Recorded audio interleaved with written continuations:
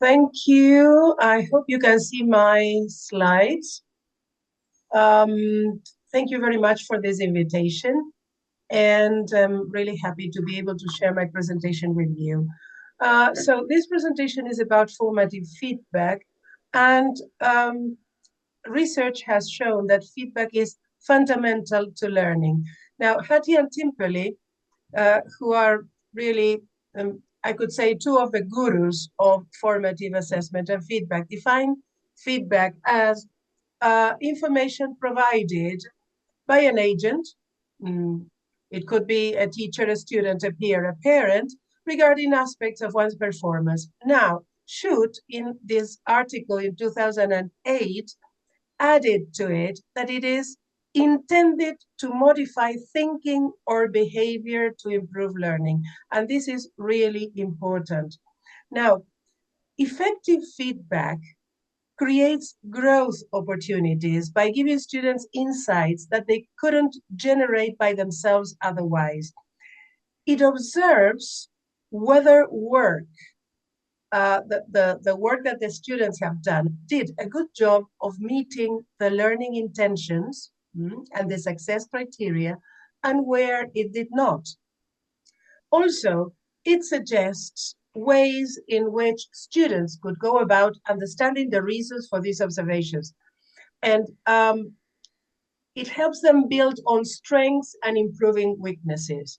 And effective feedback episodes result in students learning about where they are now and where they need to go next, as well as as teachers, in our learning about their current understandings. So finally, we can say that effective feedback episodes include deliberate and intentionally planned opportunities for students to use feedback either in revising work or undertaking new work. Now, let's have a look at the impact that feedback has. It impacts learning in two ways, cognitive and motivational. The cognitive impact,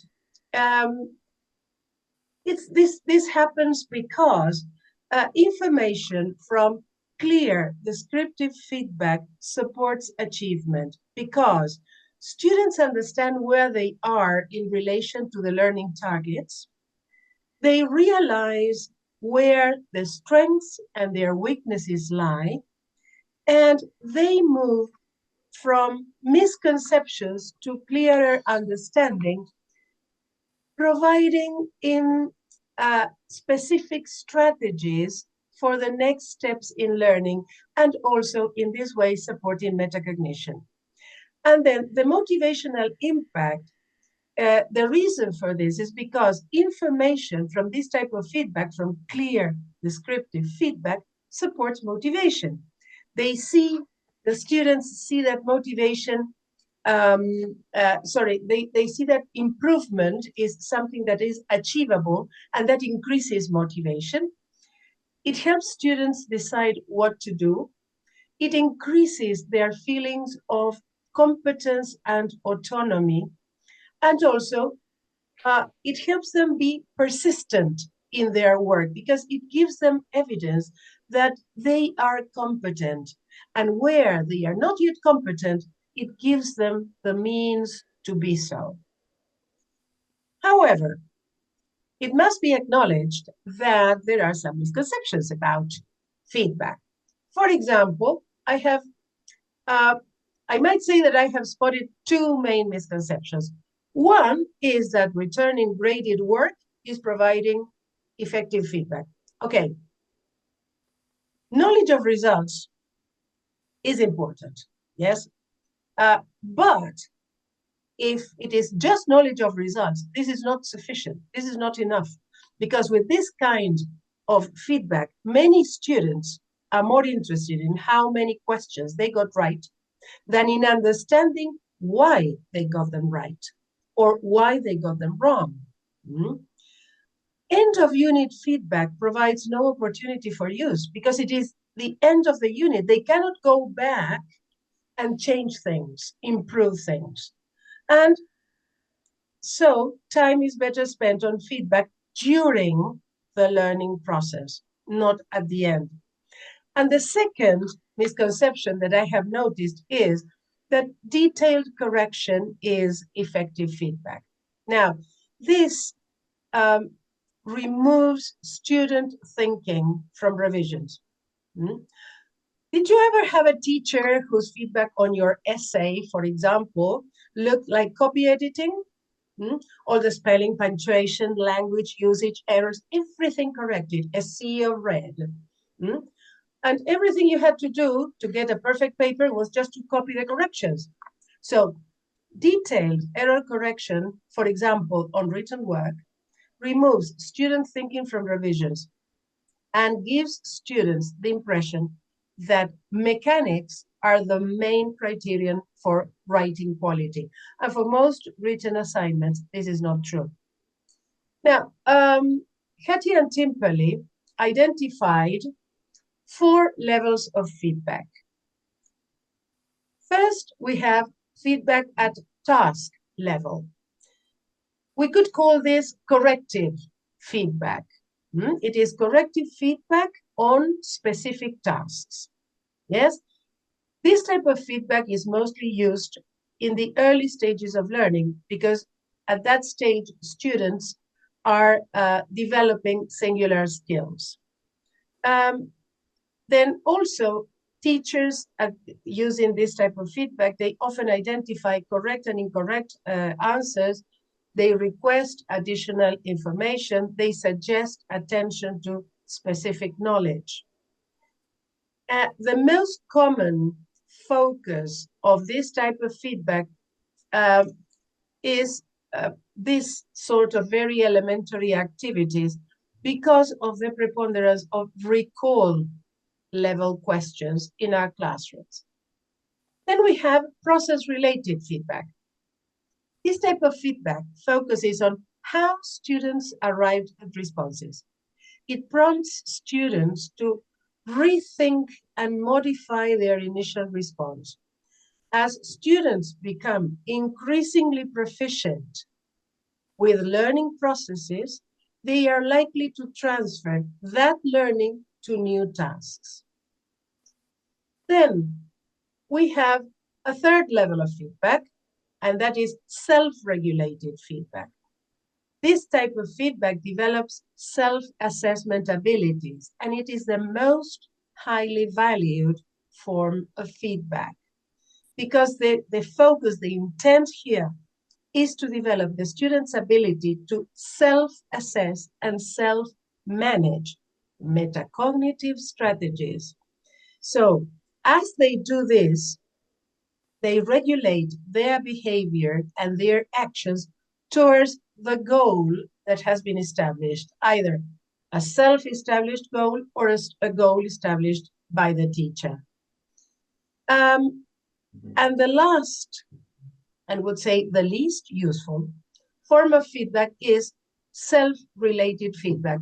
It is the least useful because this type of feedback focuses on the individual rather than on the work. For example, praise and criticism are typical forms of self-related feedback. There is no task-specific information. If you say, great work, okay, but why is it great? So this type of feedback is the least useful. Now, we need to have a look at the criteria for effective feedback. There are 6 essential criteria. Timing. The sooner you give the feedback, the better. Feedback has to be as closely linked to the task as possible. Otherwise, students don't remember why they were given this piece of feedback. Mode. It can be written, it can be oral, it can be demonstrations. You decide what mode of feedback is the most useful. The audience. Feedback can be given to individuals, to groups, or to the whole class, depending on what is needed. Understandable. It has to be expressed in student-friendly language. If the students do not understand the language used in the feedback, it's useless. So you can use rubrics, you can use quality indicators, and it has to be actionable. That is, it has to provide the student with the opportunity to self-adjust and improve. Now, having said all this, how can we frame our role as designers and activators of feedback in such a way that it conforms with the qualities I have laid out? Now, Walsh, in a 2022 piece of work, offers a framework for organizing thinking about this. The nucleus, as you can see, are 4 stages. It's a 4-stage cycle, illustrating the actions that teachers take during the lesson in order to generate and use feedback. Now, I have presented the stages here in a linear way, but of course, the specific actions associated with each stage are recursive and dynamic, as all effective teaching is. So let's have a look at the first. Focusing on the learning target. Gaps in learning cannot be discerned without ongoing references to the learning goal. So informative classrooms, learning targets or learning aims, learning intentions are visible, transparent, and understood by all. So you use this during the lesson to design quality questions and also other prompts, and also during instruction to gauge student progress. Then we move to eliciting needed information, the second stage. Teachers pose questions and other prompts during the class to stimulate student thinking and to share responses that serve as feedback. Because feedback is not just for the student, but also for you as a teacher. This, when it is done at multiple points in a lesson, gives very useful information. The next stage is to process feedback from the students. Now, thinking through a student's response is a complex process that involves making meaning of their comments, of their questions, comparing them to the expected responses, making inferences about an individual or the entire class. So this is something that we need to do as we are getting this feedback from the students. And all this will help us make decisions about the next steps, will help us and the students, because this applies to all of us. So inferences that we make inform our next steps. Will we provide feedback in the form of a follow-up question? That is, do we reteach something? Do we offer additional practice? Do we move on in the lesson? What support can we give? Okay, so this is a basic, but then we have some 4 critical questions. We have 4 critical questions that guide planning. Now, the first question is, what information is needed to assess the student's current level of proficiency? Planning for formative feedback begins with identification of various need-to-know points, and these are embedded in daily learning targets. These become the focus for questions and prompts to activate student thinking. The second question, when or at what points and how can we use these identified prompts to generate helpful feedback? So identifying the points in a lesson where we can integrate pre-planned quality questions is essential to productive outcomes. Now, we have what are the criteria we can use to assess students' responses? So we need to identify expectations for an acceptable response before the class prepares to make inferences on the moment, in the moment inferences. And then how might we support student use of feedback to take their learning to the next level? So we need to support the students. We need to teach the students to use these strategies. And I would like to share with you 4 practical techniques. Yes?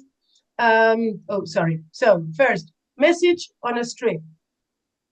Instead of giving students the comments, grades or scores, yes, you can give feedback on slips of paper, yes, and they have to read the slips of paper. And for example, if you're doing some writing, what you do is you get them in a group of 4 and you give all of them the written comments on paper, but without identifying who the feedback is for. So they have to read each piece of work in order to match it with the corresponding comments. A pre-flight checklist.